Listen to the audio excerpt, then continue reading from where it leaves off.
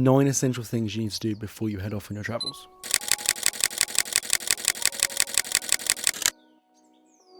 Yo, welcome back to the channel. As I say, this is 9 essential things that you need to do before you head off on your travels. This is coming from someone that has spent 6 months traveling Southeast Asia, Australia, New Zealand. 2 weeks ago, I brought back from a 6-week trip down Indonesia, including Singapore and Bangkok as well. And in 4 weeks' time, I'm heading off on another 4-month trip back out to Southeast Asia. So they're my credentials. Let's get into this video. We're going to get the incredibly obvious one out of the way first, and it is to pack. You can find a full packing list in the description below. There is also a full packing list video on my channel that you can go check out. It is linked below and up here. Go check that out. It gives you a full breakdown of everything you need. Before we get too far into this, I want to just quickly say, if you don't mind, subscribe to my channel. If you haven't already, subscribe to my channel. It's a travel and photography channel. Weekly posts, weekly travel vlogs, all the other good stuff, teaching you guys how to travel. If you don't mind, subscribe. And hit the bell if you want to be notified. So now we've got the easy one out of the way of packing. The next thing that you need to do is you need to get yourself a traveling card. Now, what I mean by a traveling card is I mean a bank card that will preferably not charge you any fees for using it abroad. My day-to-day life, I have a Monzo account. I use it in the UK all the time. However, you're abroad, there are international fees, and there's also ATM withdrawal fees and limits. Obviously, that's not very good because everything out there is usually paid in cash. You can pay for some things like flights, tours, stuff like that in or on the card. But most of the time you can be withdrawing cash out in that local currency. This is not sponsored at all, but I've been using Starling Bank as my preferred travel card. Depending on where you're from in the world, you might not have access to Starling, or maybe there's some other ones that are better suited for you, but that's the one that I've found that is best suited for me. There is a link down below that you can use to sign up for it. I don't get any kickback for that link. It is an affiliate link technically, but what happens if you use my referral is they will plant a tree somewhere in the world because you use my link. Simple as that. So use any link. I really don't care if you use my one, if you use anyone else's link, but use someone's link to sign up for Starling because they'll plant a tree. Trees are good. Trees are good. Travel insurance. Big one. Pretty much everywhere in Southeast Asia needs you to have a travel insurance to travel there right now. And there is the caveat of it specifically needs to cover COVID-19. So make sure you get travel insurance using that. I personally used Money Supermarket to find the best deal on travel insurance for me. Again, not sponsored at all. That's just what I used. And I end up going with Cover For You to get my travel insurance, which does cover me for COVID-19, as well as a whole load of other stuff. Obviously, your plan and how much it costs will vary person to person, because the level of cover you need obviously depends on you, but use something like Money Supermarket to find the best deal. Camera insurance is another one. If you're a travel content creator or if you're traveling with an expensive piece of kit, camera insurance is probably a really good idea. I end up getting a worldwide coverage policy for my camera and my laptop and everything because I'm a traveling content creator.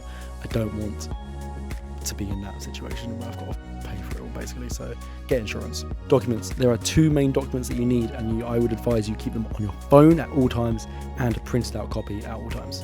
Those 2 documents are your COVID-19 vaccination certificate and your travel insurance certificate. So that 6-week trip, I went to Singapore, Indonesia, and Bangkok to Thailand, and I had to show both pieces of documentation every time I entered the country. You can show them on your phone. I did have to use the paper documentation once because my phone wasn't loading because it was saved in the cloud and it had deleted itself from my phone and blah, blah, blah, blah, blah.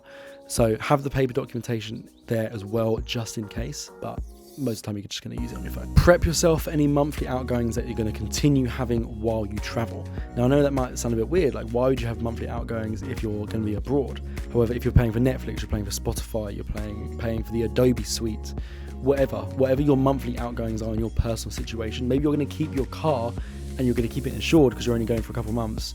Make sure you have enough money in your UK account to cover that while you travel. This is something that a lot of people just seem to forget, and then money's coming out of their account while they're traveling that they didn't budget for, and they panic because they're like, oh my god, that wasn't meant to come out, I didn't take that into account. Just make sure you've got enough aside for that amount. I'm only going to be traveling for the next 4 months, but I've got the next 5 months covered in my bank already, so that money can come out for my outgoings, for my Spotify, my Netflix, my Adobe subscription, my Epidemic Sound subscription, link in bio for that is an affiliate link, and stuff like that. So make sure you've got that money set aside. Visas. I can't give you specific information because this varies on country to country. However, if you're going to Indonesia, where I've just been and I'm going back to, you pay for visa on arrival. So you don't actually need to do anything before you leave the country. However, places like Thailand, you do need to get the Thailand pass because of COVID-19 before you arrive there. So wherever you're going to be traveling, make sure you do all the research, you find out exactly what you need, and you do any documentation that you might need to do before you leave for that country. that is it. They are my 9 essential things that you need to do before you travel. If you found this helpful, please drop a thumbs up down below. It massively helps me out, and it will push this out to other people in the same position that are looking to travel and they need to see this video basically, so they know exactly what to do. Subscribe if you haven't already. This is travel and photography channel, so I do travel vlogs which are weekly at the moment because I've got a backlog of them to be edited, and I'm going out in a few weeks time, so I'll be making plenty more when I'm out there.